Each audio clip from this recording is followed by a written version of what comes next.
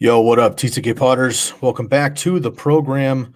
Lukas and I with you today. I'm your host, Sky Guasco. This is the TCK Pod, aka Candlestick Kids Fantasy Football Podcast. We're live on Instagram, we're live on YouTube, live on Facebook, live on Periscope and Twitter as well. A lot of breaking news here. It is Sunday afternoon.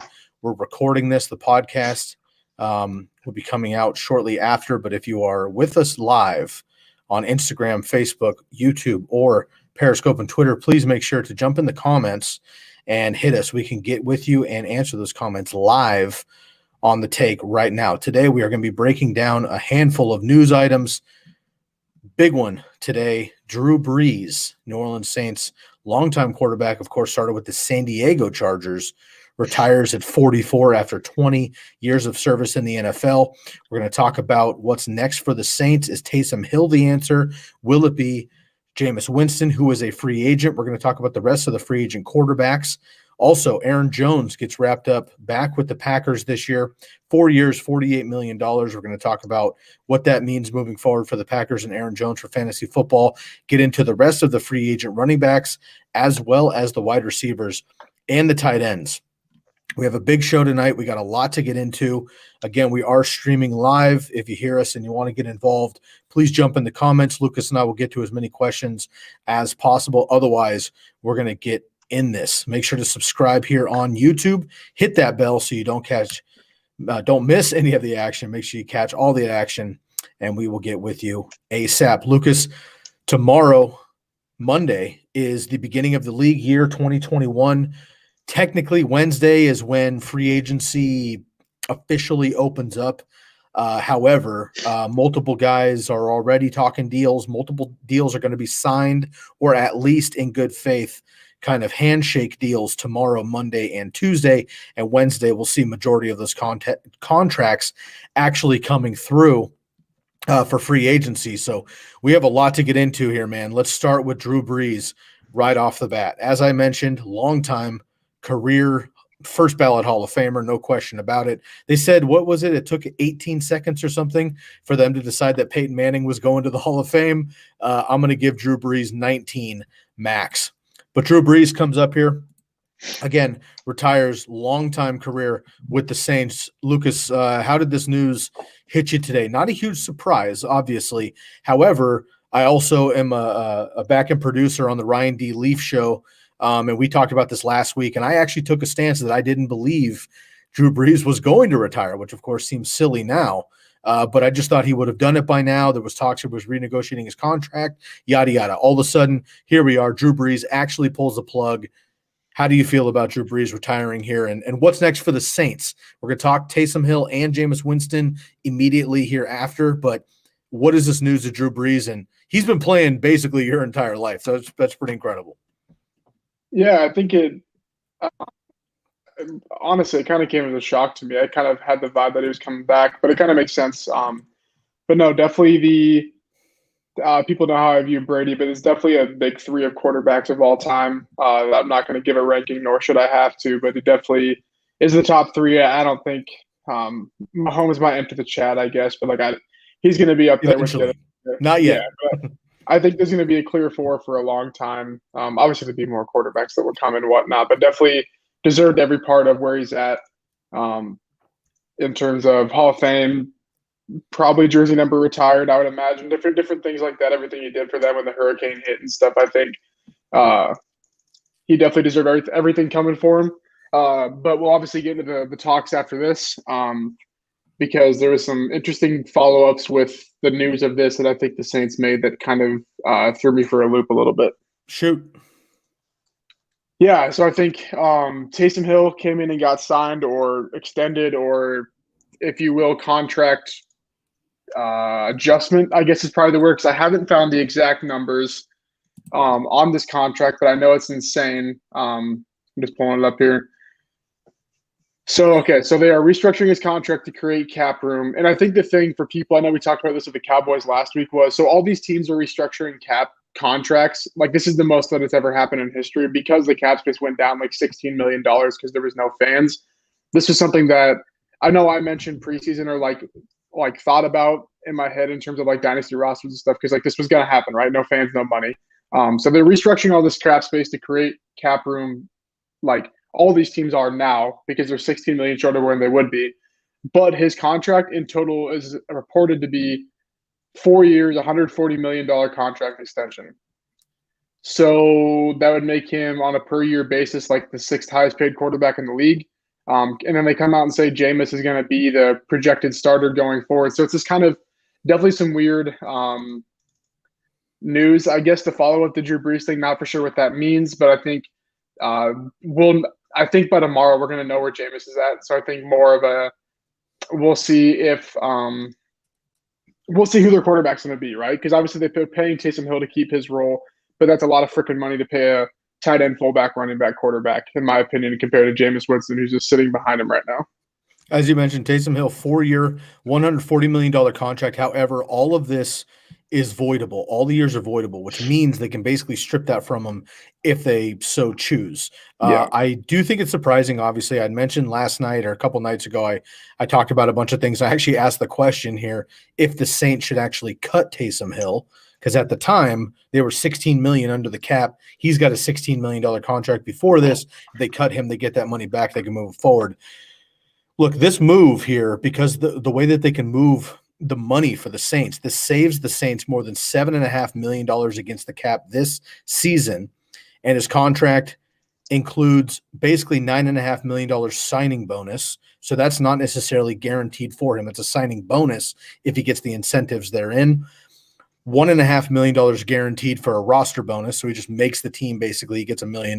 He'll do that. And then $1 million guaranteed in general, plus those incentives of that 9.5. So all this money is his to be made if he can make it, but it's not necessarily guaranteed by the Saints. So what they're doing is they're putting all this money up front for him to make if he can, but they're not necessarily guaranteeing it so that they can actually play with more of this money. I'm going to dial back here really quickly. If you're watching on YouTube, you can see these tabs on the screen and scrolling across, but I want to throw out some of these numbers here for the listeners on the podcast and on IG that can't see these here. So Drews retires, 42 years old, all-time leader in career passing yards with 80,358, ranked second all-time in passing touchdowns. And he's at 571. Of course, Tom Brady ahead of him and will remain ahead of him, ever growing with another year in Tampa. And completion percentage of just about 68%. Brees finished his career with a record 172 and 114 as a starting quarterback in the regular season.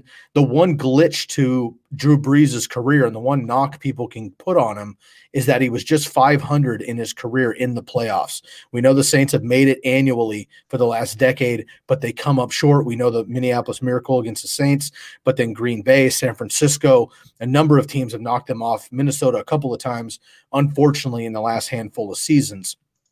So Drew Brees has thrown for 5,000 plus yards 5 different times. No other quarterback in NFL history has thrown for 5,000 yards more than once. So absolutely dominant career, phenomenal character. He had a slip up in the media last year, cleared that with his teammates, cleared that with the media. Other than that, he's had a flawless career. Great dude. Basically saved the city of New Orleans morale-wise after Hurricane Katrina. In the mid-2000s, of course, they get their only Super Bowl there in 2006 over the Colts and Peyton Manning. So phenomenal career there for Drew Brees, of course. So sayonara to one of the greats. If you haven't seen it yet, there's a video on ESPN with the article that came out that I thought was really great. It's his 4 kids sitting on the couch. And basically the message was, they read off his retirement, which was basically, after 20 years in the league, our dad is retiring to spend more time with us and just, playing the dad role and being on the road for a decade in music and being away from, the kid and growing up and stuff that really hit home for me. So super stoked for Drew Brees. And again, a lot of question marks here for the Saints. You mentioned it. We're going to obviously dive into this the further we go throughout the season, Lukas, here, but we've talked Taysom Hill quickly. Saving a little bit of money this time. They let go of your buddy E-Money Sanders. They let go of Jared Cook, Josh Hill, Janoris Jenkins, Kawan Alexander. I mean, they're doing their best to cut bait everywhere that they possibly can. But it is, a little easier said than done. So we'll see what the Saints can actually pull through here. Rob Berger checking in here. Can't see him there in 3 years. Yeah, Taysom Hill, I don't know if he's going to last. Rob, great to hear from you, brother. Also a big supporter of the RDL show. I appreciate you coming over here to the TCK pod for a night. I agree, man. Taysom Hill, I don't see him sticking around to 3 years either. Lucas, do you think – we're going to get a Jameis Winston in 1 second. Do you think opening day, who is the starting quarterback for the New Orleans Saints right now? Oh, gosh. I mean, snap-wise, they'll probably split if it's him and Jameis. I don't really – the problem is, like, it's been proven now that, like, there's never going to be a starter. And it's kind of like why I don't want Jameis to go back, but I think he will. So it's just going to be what we saw Taysom's role was last year. That's just I can't imagine it being much more when Brees was healthy, that role Taysom had. And are you thinking – I mean, you think Taysom Hill is going to have the same role with Jameis? I think so. I mean, it may be a little more at first, but, like, I can't imagine they give Jameis a lot of reps over what Taysom was getting with Brees. Like, I don't see that. Like, I mean, if they gave Taysom that many with probably the third best quarterback of all time, like, why would they give him less with Jameis Winston, who just threw 30 picks 2 seasons ago, I guess is my thing. Right. All right. Okay, man. Well, let's dive into it. So that was some breaking news. We also have the Aaron Jones conversation, which we'll get to after the quarterbacks when we break into the running backs. But, Lucas, let's dive in here to the free agent quarterbacks. We're going to rifle through them here, and we're going to talk heavily about some of them, not talk about most of them. Running backs and wide receivers, of course, we're going to save the most time for those guys. So bear with us. Obviously, if you have a question or a comment, you can dive into the comments here. We can pull you up on the screen, or after the fact, make sure you subscribe and jump in on YouTube. So let's start here. We'll start with Jameis Winston, 27 years old, technically a free agent. Now with Drew Brees out of town, it seems obvious that he'll come back to New Orleans. Lucas, you and I have put down our predictions before the madness of this next week and the next couple of days of where all these guys actually land. Of course, we'll do a recap episode of where all these free agents actually land. But where are you thinking? Is there any chance Jameis Winston leaves New Orleans at this point? I mean, I think there's a small one, and it would have to be I said this morning with Danny and Bush and all those guys. I was basically saying that normally – and I think we'll probably talk about it a lot tonight. This is a very weird free agency period, not because of COVID, not because of the combine. Like, that has nothing to do with it. Teams are starting to finally realize where they can make the best decisions in terms of, like, I think the receivers is a big one, right? I don't think we're, like, feeling the money market, if you will, for these receivers, right? Because I think they've been seeing that you can go draft rookie receivers. So they're, like, kind of pulling back on, like, this guy's going to get a lot of money, et cetera, et cetera. And the thing where I'm like, I don't know what's going to happen, because I feel like there's been no quarterback discussions, right? Like, Cam happened out of nowhere, right? He got paid $4 million up to $14 million. He can win over. So, like, I want to say I put Washington down on here because the Taysom Hill thing, I didn't know it was 100% voidable when I put this down, I guess. But, like, to me, that still signals that, like, they're not super confident in Jameis, but, like, I don't know if there's a market outside of the Saints for really any of these quarterbacks in general, but, like, Jameis specifically. So that being said, that's as much advice or, like, knowledge as we can get until he signs somewhere tomorrow, Tuesday, Wednesday, Thursday, whenever he signs, right? Like, normally we have some sort of inside information and we have nothing. So I'm going to put Washington, but I think New Orleans is probably the leader if you had to, like, bet on it, if you will. Cool. Fair enough. We got some people jumping into the Instagram chat. I just want to address them really quick. What's up, guys? I do have my headphones in here so I can hear Lucas okay. We don't have a feedback loop. You're not going to hear his replies, but I will try to paraphrase best I can as we go through here. We are talking free agent predictions. We're talking Jameis Winston, Mitch Trubisky, Ryan Fitzpatrick, Alex Smith, Jacoby Brissett, Andy Dalton, and Tyrod Taylor. Let's jump into these predictions then, man. I think Jameis Winston stays in New Orleans. It just makes the most sense right now. That seems like an easy one. Let's move on here. We have Mitch Trubisky, Ryan Fitzpatrick, Smith, Brissett, Dalton, and Taylor. Lucas, why don't you whip through yours really quick? I'll repeat them back for IG, and I'll get into mine as well. So where do you have Mitch going and Fitzpatrick and whatnot? And, we don't need to spend a lot of time on analysis per se unless you have a comment. More so, let's just get the teams on the record.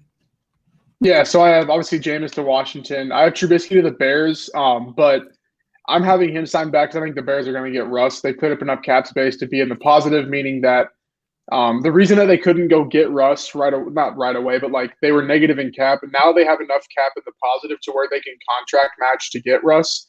So I think that entails bringing back Trubisky. and then giving a package for Russ for Watson. So I think he's back on the Bears hypothetically, but I think he gets dealt to Seattle or the Texans. Fitzpatrick up at the Broncos. I think this would be a good move because they're kind of in the weird bubble spot of like probably not going to get a quarterback in the draft unless they want to trade up, and they're not a team that historically trades up. So I'm going to give him Fitz here. Alex Smith, I put back on San Fran. To be honest, I just kind of threw that in there. I don't really have an idea where he's going to go. And then Brissett, I put back on the Colts, and for one reason. So we talked about this a little bit with the Wentz deal. I think we did. They gave away a second round pick next year guaranteed. Like that's already chalked up a second round pick. But they also have another pick that's a conditional second or a first. It becomes a first if Wentz plays 70% of the snaps and they make the playoffs, or 75% of the snaps. Brissett already played 5 to 10 snaps a game last year, and I know Chris Ballard, people know that I really like him, is smart enough to bring back Brissett and just upgrade his snaps from like 10 to 20 a game or 10 to 15 a game. I know that seems like a lot, but like they can make up 25% of the snaps in certain points where if they bring in Brissett, just hand it off, right? Like just as a snap right there. You know what I'm saying? So I think they're going to bring back Brissett just to hit that 30% snap share. So then that pick does not become a first for Wentz going forward. Fair enough. I'm going to rifle off mine here really quick as well. I was repeating yours. If you see me on YouTube, if you see me kind of mouthing, I put myself on mute so I could talk to IG and let Lukas do his thing here. So I'm going to give my predictions as well. Again, Jameis going back to New Orleans makes the most sense for me. Mitch Trubisky, I had going back to Chicago, but just before we jumped on the podcast here, looks like there's some reports coming out that, frankly, it looks like a done deal that he will not be returning, whether they bring in Russ or Watson or, even Alex Smith or somebody else. Maybe, Mitch doesn't come back. So with that, I think he could potentially go into Washington, have a similar quarterback like Ron Rivera had in Cam Newton for many years there. I mean, decent arm when he throws it, decent accuracy when he's on, and he can obviously run the ball, similar quarterback to Cam Newton back in the day, and I think Ron Rivera can work well with that, plus those weapons and offense. Great defense, good running game, so Mitch does not have to do it all, which is excellent. So I think Washington is kind of a sneak attack landing spot for Mitch Trubisky. I actually have Ryan Fitzpatrick potentially ending up in Chicago, again, if not Russ or Watson. Alex Smith I like in Jacksonville, played with Urban Meyer back at Utah a million years ago when he was in college. Urban Meyer was his head coach. I kind of like him going back there as the veteran to be that good clubhouse guy, be that old school veteran for Trevor Lawrence and help him out. And look, if anything happens with Trevor, we saw it with Joe Burrow this year, hopefully not, we're going to be able to get him. We're going to be able to, get a veteran behind Trevor Lawrence, hopefully there. And then Jacoby Brissett, I actually like going to Philadelphia. We've seen a lot of the Colts get pulled over to Philadelphia with Sirianni moving over and bringing over a bunch of those guys. I could see him sticking with him potentially and heading over to Philadelphia to back up Jalen Hurts. And then Andy Dalton and Tyrod Taylor, I mean, maybe the Jets, Baltimore. I kind of like Tyrod Taylor to follow wherever Justin Fields lands, just because it's a similar quarterback situation if he were to go down in that starting role. So that could be potentially Carolina or Denver, depending on where he lands as well. Okay, man, let's jump into the running backs here. Again, we have a lot of people jumping in on the IG chat. I appreciate you guys. Kaiser, what's up, bro? Great to hear from you. Tate, what's up, man? Football Hub, great to hear from you as well. Hotel Man, appreciate you guys coming in. One more reminder, Lukas and I are on here streaming live on YouTube, Facebook, and Twitter. If you see us on here, you can jump in the comments, and we'll get those live on screen. IG, when Lukas gives his replies, you won't hear him because of my headphones, but I will report it back to you on mute from YouTube. We're jumping into running backs here now, Lukas. Another big bomb drop today. Look, I think this was quite surprising, frankly. Aaron Jones reached an agreement back with the Green Bay Packers just before we came on air tonight. 4-year deal, $48 million, including a $13 million signing bonus. Now, he just signed new agent Drew Rosenhaus, who is a long time agent in the NFL, known for getting his players big contracts. When that happened and he signed him, I immediately thought Atlanta, because I was like, well, he's going to leave, look for big dollars, and go get more money. It frankly came out that Aaron Jones could have and would have gotten more money out in the market potentially than what he got in Green Bay. But the reality is he wanted to stay in Green Bay, wanted to be with the team that drafted him, does very well with Aaron Rodgers, obviously. And look, 4 years of $48 million is no chump change. He's doing very well. Running backs, as you mentioned all the time, get paid these days, but maybe shouldn't get paid, quote unquote. Aaron Jones gets his money here. Aaron Jones is 26 years old, one of only 2 players in NFL history to post 3,000 plus rushing yards, 3,364 in his career, 35 rushing touchdowns. He has 37 in his career and averaging 5 yards per carry, 5.2 overall in his career to start his career, first 4 seasons. Jim Brown, the only other running back to do so. Lukas, very quickly, how do you feel about Aaron Jones returning back to Green Bay? Yeah, this is the one I predicted this morning. They've just been clearing up a lot of cap, and I kind of have a weird take that like he's really only that good because he's part of this offense, and I think that's normally a bad take. But like the more I think about it, I kind of think it's true. People I've been hearing on pods and stuff like they're like get into Miami because they need a workhorse, and Aaron Jones is a workhorse. At what point in the career has Aaron Jones been a workhorse when all everyone does is complain about his snap percentage, right? Like I think there's kind of this like discrepancy between what people kind of believe in Aaron Jones. I think it makes sense that he comes back here. The Packers are going to try and run this back, make a couple moves. They have a couple free agents in terms of like O-line. I think Lindsley's gone, different players. So I think this makes sense from their aspect to bring back Aaron Jones. I totally agree. And frankly, there's a lot of talk here going around A.J. Dillon, and we can bring him up here because we're going to jump into these free agent running backs as well. Let's jump into those here. We got them on the screen here. And again, for those of you on IG, we'll pop those up here. Free agent running backs: Chris Carson, Leonard Fournette, Kenyon Drake, James Conner, Todd Gurley, James White, Marlon Mack, Jerick McKinnon, Jamal Williams, also on the Packers, Mike Davis, Le'Veon Bell, and Phillip Lindsay. Let's just start with Jamal Williams, not the most prevalent name, obviously, on this list for fantasy football, but because we're talking Packers, let's talk Jamal Williams first. Lucas, they have A.J. Dillon. They drafted A.J. Dillon last year in the second round. They also bring in, obviously, Jordan Love in the first round. I personally like A.J. Dillon. I like what he does. I know he's not Derrick Henry. I know he's not a game breaker. He had one opportunity when both Jamal Williams and Aaron Jones were out last year, and he played very well in that snow game against Tennessee. I think he's good enough to be a Chris Carson, if you will, a big, bulky back that can catch the ball a little bit, and when he gets ahead of steam, he's a force to be reckoned with. I think he's a good 1-2 punch. The outlier in Green Bay now is Jamal Williams, who had plenty of work taking Aaron Jones off the field on third downs. Aaron Jones has been a little bit nicked up over his career. When he does, Jamal Williams is in the lineup, no problem, and fills in for him very admirably. He's kind of a pain in the ass for fantasy because he can't start him, and he takes away from Aaron Jones. But for Green Bay and football stance, it makes sense.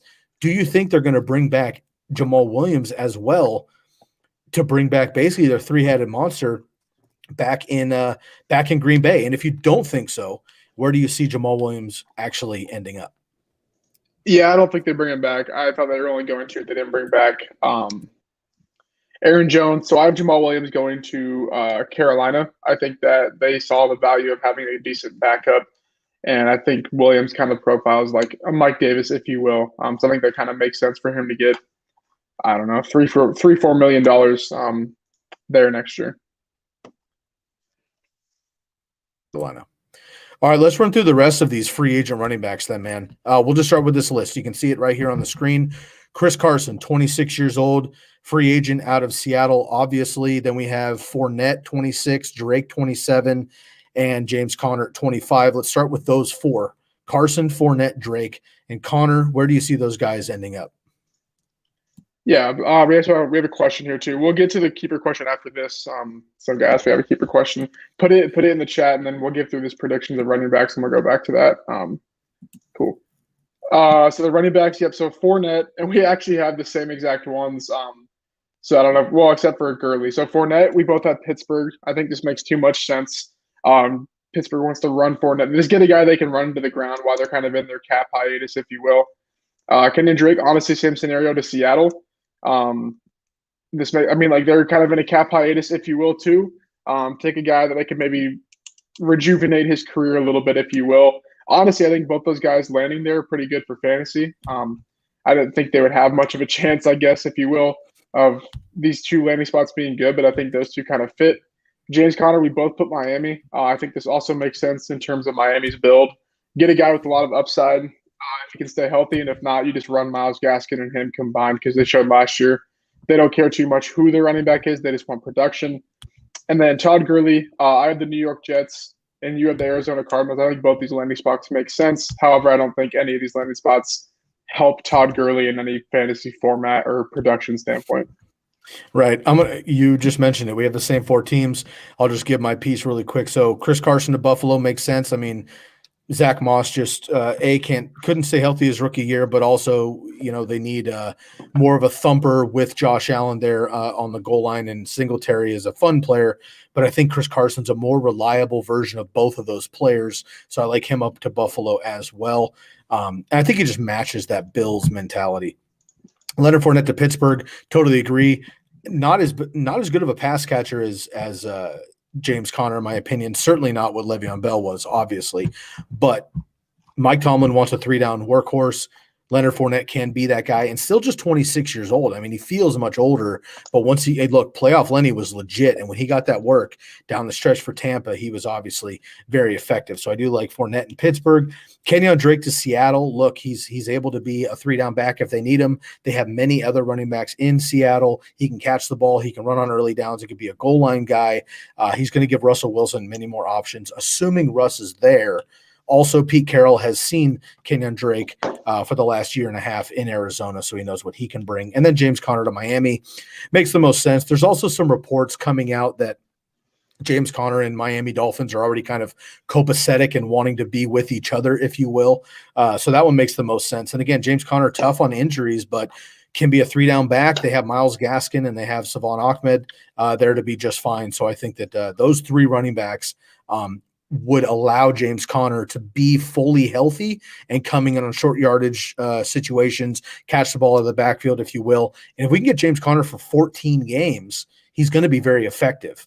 I mean, I believe Gaskin was drafted in the 6th round, 7th round out of Washington, and he was, frankly, an RB2 weekly when he was playing there. So keep an eye on the Miami Dolphins situation. We thought it was going to be Aaron Jones for a minute, but now it is not, obviously. Trent, I see you in the comments, my man. We're going to get to your keeper question in just a minute, brother.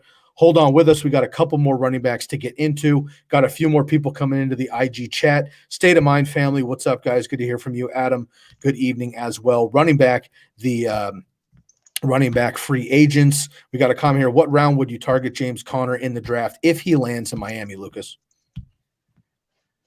He's probably a 4th rounder for me, just because I'm not sure I can trust him. And there's a lot of other guaranteed 3-down backs, or higher upside guys. And I do think that Ahmed, and if he's healthy and still on the team, and Gaskin remain there, I think it's going to be a 3-headed workhorse. And I just don't know. I just don't believe in Tua yet to be running them up and down the field, scoring lots of points. He's going to be about a 4th rounder, maybe even 5th, depending on how ADP falls. What's your quick thoughts on that for State of Mind? Yeah, I think I guess where I would take him, probably 4th round, where I think he'll end up. He might crack the 2nd round if the back end of the 2nd round.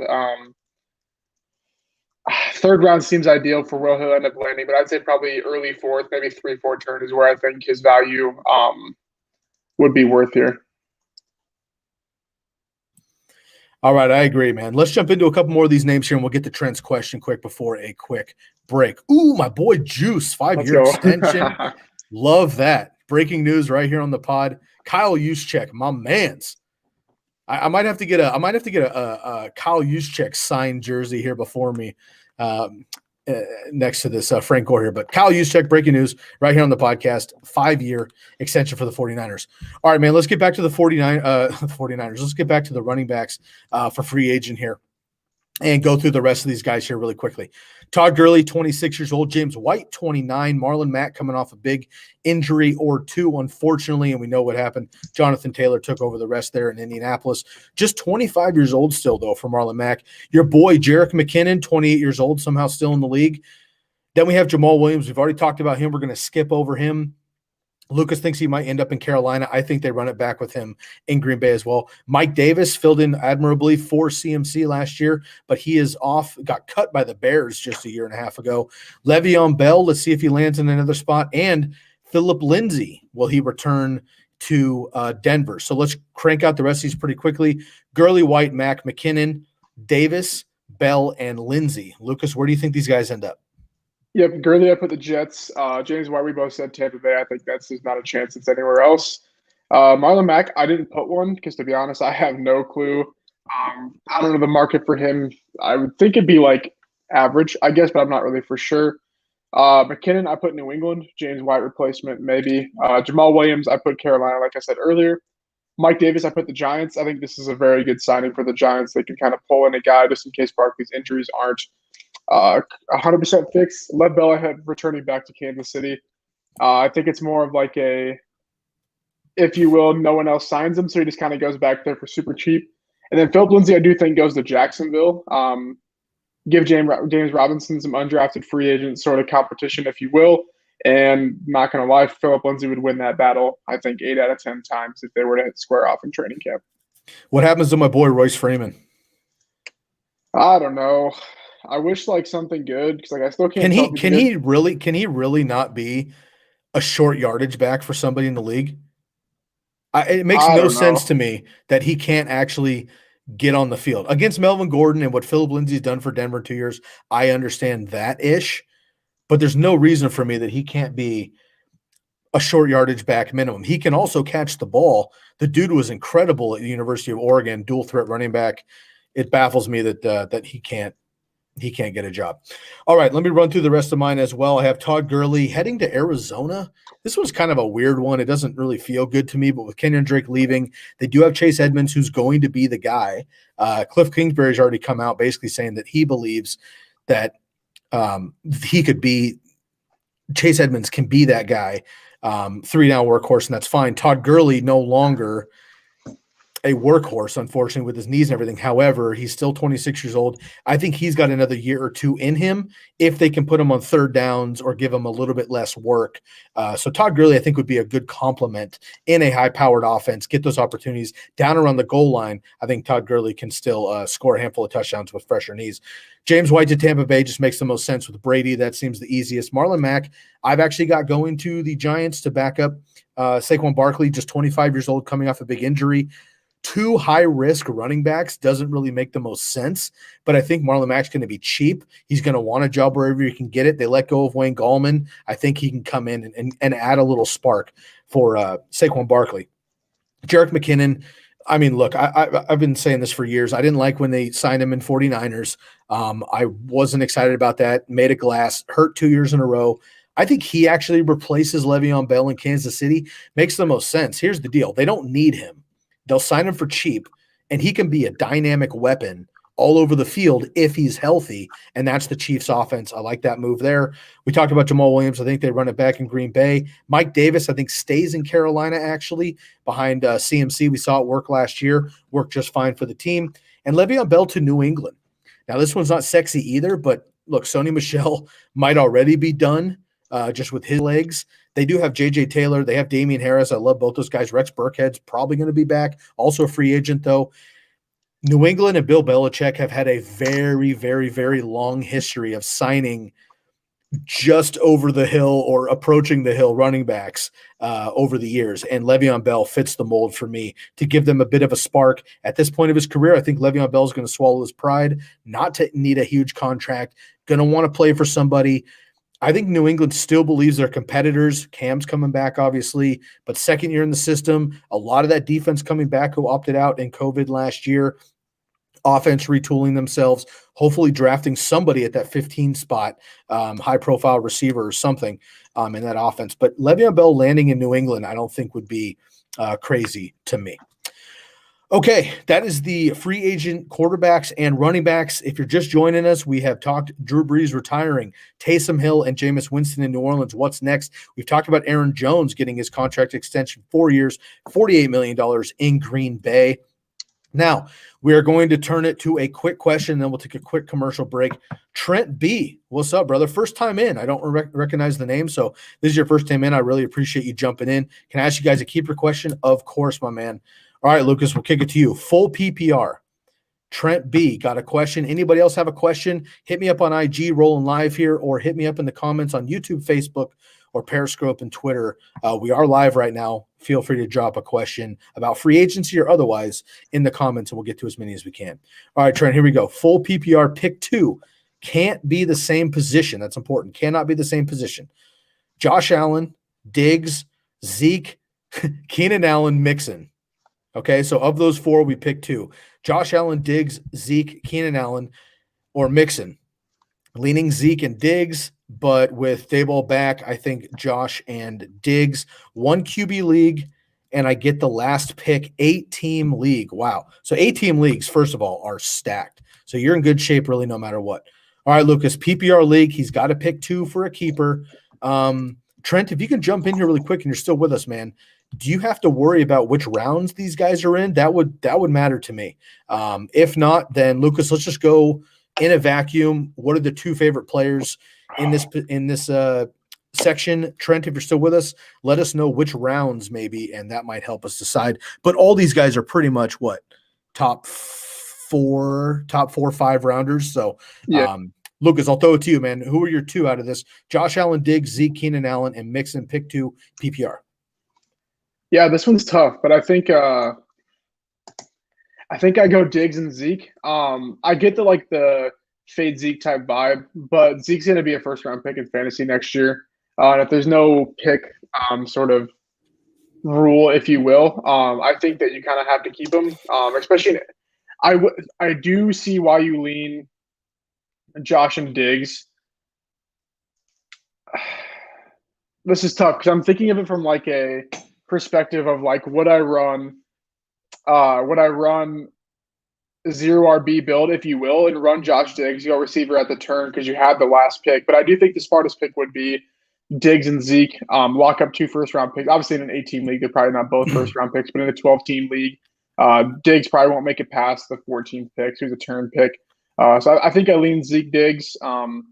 But I do like the idea of stacking the Bills here and then maybe at the turn going Mixon and another receiver. So in a way, you're still kind of keeping 3 of your guys because you probably won't. If you let Zeke walk, you probably won't get him back by pick 8, especially in a 1 quarterback league. I can't imagine by the time draft rolls around. So the safe bet, Zeke Diggs. But if you're trying to sort of out game theory your opponents, if you will, and try and create some stacks, I think the Allen and Diggs combo definitely is viable as well. That will be interesting, man. I mean, with ADP right now, I mean, Zeke is potentially going in the back half of 12-team leagues, which is about the 8th pick. Now, that might change as everybody lands and all this stuff and people come back around on Zeke. But, I mean, let's just do it really quick here, right? In no particular order. CMC, Kamara, Cook, Henry, Saquon, probably Adams, and then maybe another receiver, and then you're talking the 8th pick. That's going to be about the Zeke zone. So I agree with you. If you want to get back on Zeke, you're going to have to probably keep him here in the 8th pick, but I think he might even fall to you on that turn. I probably, especially if rounds matter, because Zeke was a first-round pick last year, if rounds matter, I'm going to stick with the Bills. I like that.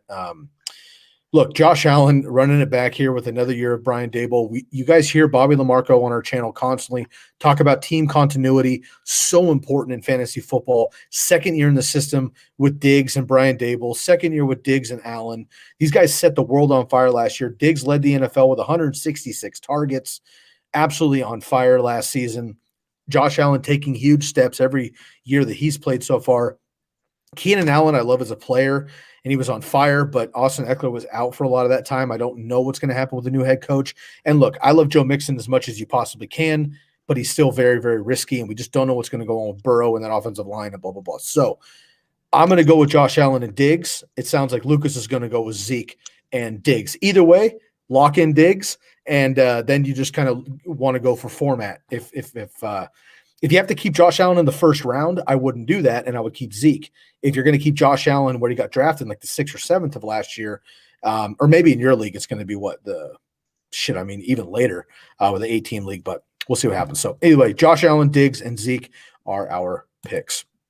Okay, man, before we go any further, I want to give a shout out to Jersey Jungle here. We want to get those super clean, crisp jerseys. You can check them out here. I'm going to get rid of this. Look, right here behind me, we got the Frank Gore. Super clean Frank Gore. You guys know I'm a 49ers fan. I got a jersey rotating every single week. My man Frank Gore heading to Hall of Fame, absolutely. Hopefully he signs back for the Niners just to give him a 1 year here to end it up in San Francisco. But the Jersey Jungle has those clean, crisp, authentic jerseys. You can find them. DM the Jersey Jungle on Instagram. Use the promo code TCK to receive 10% off of one jersey, 10% off of two jerseys, or 15% off of three jerseys. Follow them on Instagram. Literally, I think it was this morning or last night. He posted, my boy Trenton of the Jersey Jungle posted a video of him getting his shipment in of these new jerseys. It was a throwback package. And I hit him up, and Lucas, you'll love this one. He had the Tom Brady creamsicle orange with the red number there on the Bucs jersey. Super clean. Mike Allstott, Derek Brooks, two of my favorite players of all time on those Buccaneers teams, won the Super Bowl. John Lynch, of course, as well. Now with the 49ers, I would love a creamsicle Buccaneers jersey. If you want to get one of those, or maybe your favorite fantasy football player, maybe your favorite player, or look, free agency's coming up, man. These jerseys are going to be swapping around. Get in before the rest of the crowd. Hit up the Jersey Jungle. DM them on Instagram, the Jersey Jungle, to order. Make sure to use the promo code TCK to receive 10% off of one or two jerseys and 15% off of three jerseys. All right, Lucas, we got wide receivers and tight ends to go here. Let's get into it. So the wide receivers, no breaking news as far as I know, but look, man, I'm hosting and you're on the hunt for breaking news. You just got my boy Juice heading up with that 5-year extension. I love that, dude. How about the fullback getting an extension? My man. Yeah, I'd love to see it.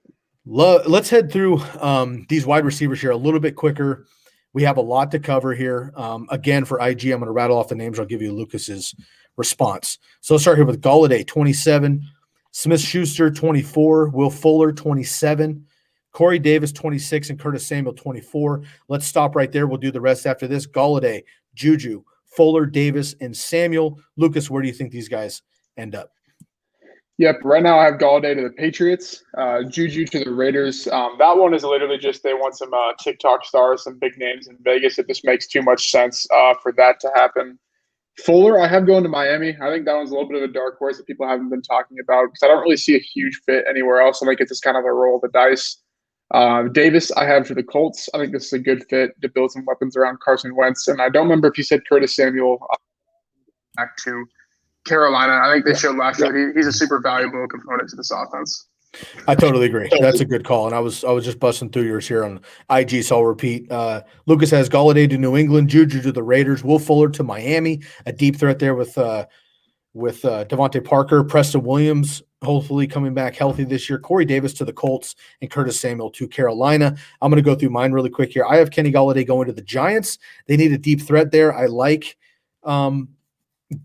Darius Slayton, but the reality is I think that they need a more reliable option. If they have 2+, they have Saquon coming back. He's going to be real nice over the middle there with Sterling Shepard, and they let go of Golden Tate, so they have a little more room there. So Kenny Golladay I like with the New York Giants, although he could be good in the New York Jets as well.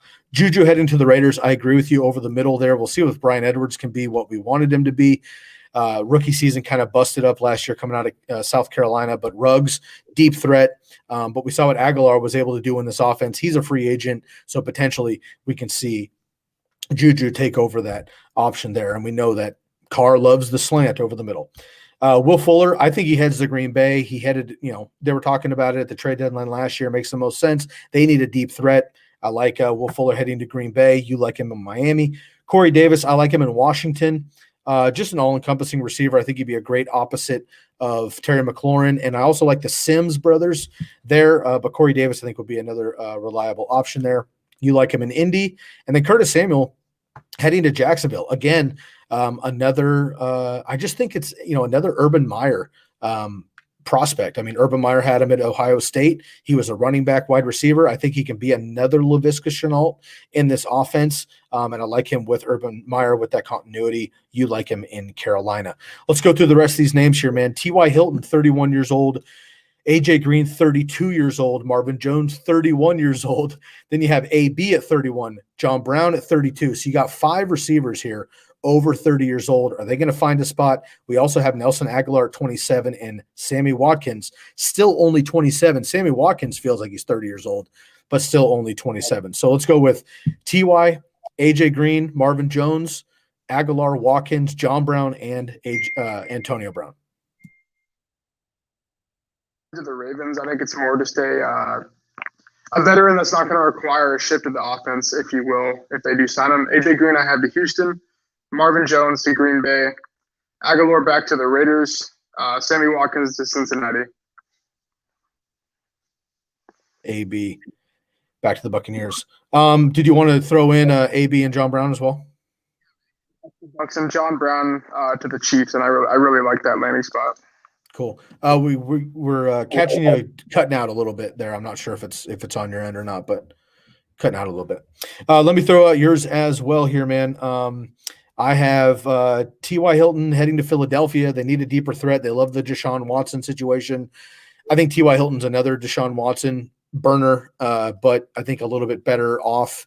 Been healthy the last couple of seasons for the most part, so hopefully he can help out. Jalen Hurts, excuse me. Then we have AJ Green, Kansas City. I think he'd be a great veteran, a possession receiver. Does not have to be the burner. Obviously, they have Tyreek Hill and they have Mecole Hardman, so he can just kind of run 10-yard ins and outs and curls. Be another Travis Kelce on the opposite side of the field for Patrick Mahomes. I love this move. AJ Green heading to Kansas City, and this might be a good locker room move to try to get AJ Green a ring after a decade of horrendous teams. In Cincinnati. Marvin Jones heading to Baltimore. Let's give Lamar Jackson another option there, a veteran option. On the other side of Marquise Brown and Mark Andrews there. So I like Marvin Jones over there. Nelson Aguilar heading to Indy. Makes the most sense. Again, kind of has like Philadelphia connections from a couple years ago. Frank Reich now with the Indianapolis Colts. I think they run that one back. Sammy Watkins with Detroit. Look, again, Detroit is totally rebuilding. They need somebody that's going to be looking for a contract, who's going to be on the cheap. I think it's going to be Sammy Watkins just looking to play again, sign another contract. He's been effective on the field. He just can't stay healthy. I think they can run it back here with them getting rid of Kenny Golladay, and then John Brown and Antonio Brown. John Brown heading to Detroit as well. I guess it's like a one or the other in Detroit, but I can see both these guys heading that way. They need a lot of help at wide receiver. They do have quite a bit of money to help out Jared Goff there. So I like Sammy Watkins and or John Brown in Detroit. And then Antonio Brown, if he comes back, he'll be with Brady and the boys back in Tampa Bay. Just makes the most sense. A, I don't think anybody else would put up with Antonio Brown at this point.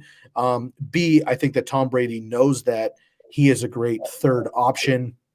Came up, added an extra weapon in the second half of the season. Of course, all is merry, and they go on and win the Super Bowl. So those are the wide receiver free agents. Lucas, let's jump in here to the tight ends, and we'll get rolling.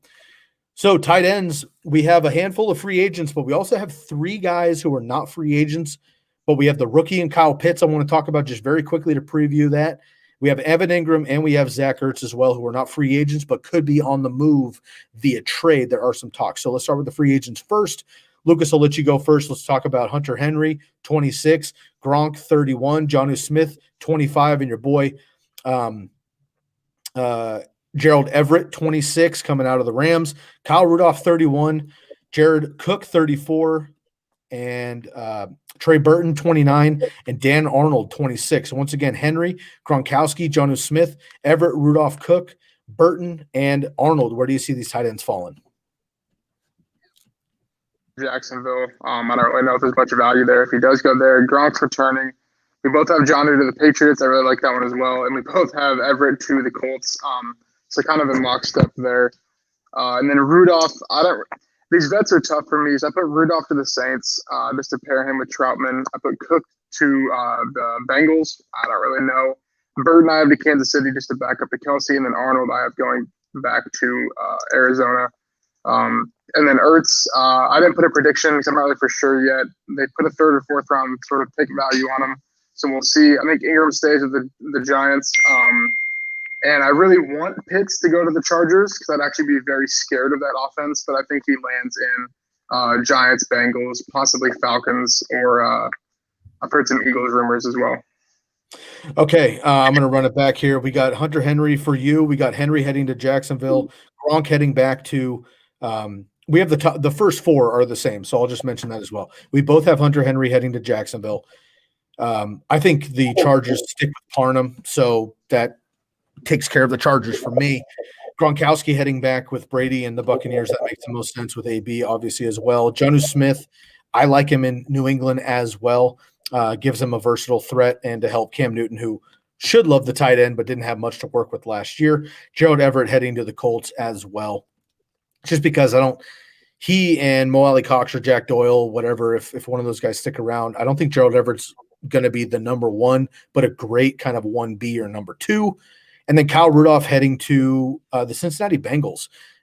CJ Uzomah was lost for the year last year. He'll be coming back. However, I think they're going to want another veteran presence who not only is a reliable red zone target with AJ Green being gone, they're going to have a big body in the red zone, but also able to block and solidify that front line there for Joe Burrow because protection is number one for Cincinnati. Reliable veteran that knows what to do, keep the quarterback safe. I like Kyle Rudolph. In Cincinnati, Jared Cook heading basically wherever Kyle Pitts goes is what I'm thinking, because if he can be, again, another kind of a mentor system, if Kyle Pitts lands wherever he lands, Jared Cook comes over the top and he can be kind of a veteran mentor to help him out in the NFL, I think that'll be helpful. Trey Burton to Philly. Again, Colts-Philly connection makes the most sense. Dan Arnold back to Arizona. Played really well last year, had a breakout finally. Zach Ertz, I like going to Indianapolis. Just follow Carson Wentz. Makes the most sense. Evan Ingram could head to New England potentially as well if Jonnu Smith does not, because they're going to want one of those reliable, fast playmaking tight ends that they had in Aaron Hernandez and Rob Gronkowski, and Cam Newton had with Greg Olsen for a long time as well in Carolina. So I like that a lot. And then draft-wise, Kyle Pitts potentially to the Giants to replace Evan Ingram, in my opinion. We're not going to get into the draft tonight, but we did want to just kind of preview one of these players here in Kyle Pitts. Lucas, that's a lot of information. That's a lot of names. We have our predictions. The podcast is going out in a few minutes. By the time people hear this in the morning on the podcast, a lot of these decisions will be made and we'll be hearing this. But you and I wanted to get it on the record. Any of these particular players here over the last couple of minutes of the pod, any particular players you're most excited to see where they land? Fits because I want him to go to Denver, I guess. I don't know. And I think that's kind of what I was saying was like, I feel like it's like people are saying it's a really good free agency class because it's very deep in terms of overall. I'm going to go ahead and say like B players. I think it's kind of the way to put it. And I think that's going to cause a lot of mess ups by teams making these moves. I think if I had to name names, I think the Raiders are going to throw too much money. I think the Jags are going to throw too much money. I think the Bengals are going to sneak their name in there. Maybe not on these offensive weapons, but I think they're going to make a lot of moves on the defense that what we've seen over the past is like the correlation, like Warren Sharps ran a bunch of numbers on this. The correlation of like money spent in free agency at a base level, money spent in free agency on like averaged out to how many people you sign, like the more hasn't been better. And I kind of like at first would have been like, that doesn't really make sense because like why, like why is you got getting these guys in making it work? The reason people throw big bags and big volume at free agents is because they think that that's going to solve their problems. They think that they have these holes and that these holes are very one-dimensional and that either it's we aren't good because we don't have this player or we sign him when we are good. And like there's a lot more. This is even like I'm not even going to try like and go through this process because there's so much like gets broken down in all these signings. But I think a good example is like every year, one of these running backs is going to get the bag. Like one of these 5 running backs is going to get $12 million, right? And it never seems to work out because these other guys, like the difference between James Conner and Fournette, absolutely nothing, right? I don't know if it's these two, but one of these teams is going to get one of these guys at like an $8 million a year discount, and they're going to have equal production, if not better production, right? And this is the problem with I think these teams that have a lot of cap spaces. It's kind of why I think. Because I used to make fun of the Colts for not spending the cap space, and also I'm a big Colts fan and truther. but I kind of think they see it as like, we're in a position that we don't need to spend the cap. We have the cap if we want to make a trade, like a Carson Wentz trade or something, right? Or maybe they want to get a better quarterback, if you will, whatever. So I think they just kind of see that it's okay to hold on to this cap because there's a lot more issues like the cap space going down 16 mil to where it's not going to affect them, things like this. So I think Fitz is one that I'm excited for. Juju, because we shared our confused stance on like why people think he's bad. I'm kind of anxious to see where he goes. I don't want him to go to the Raiders. I think he will because everything goes to die where John Gruden coaches. And that's probably the truth. Will Fuller, I guess, is one. I'm actually excited to see where he goes because that's one I literally have no clue. Because, like, to be honest, he doesn't fit on any team. This is kind of who he is. Or he fits on every team, I would argue. I think it'll be interesting because I don't think he's going back to Houston. They're out here training for Mark Ingram and 35-year-old Marcus Cannon and Shaq Lawson. They're making moves, though. They're making moves. They might go from 4th to 4th in the AFC South. So we'll see. They're picking up half a win. We'll see what happens. Yeah, I agree, man. There's a number of players. I mean, quarterbacks wise, I'm interested to see what happens with Trubisky.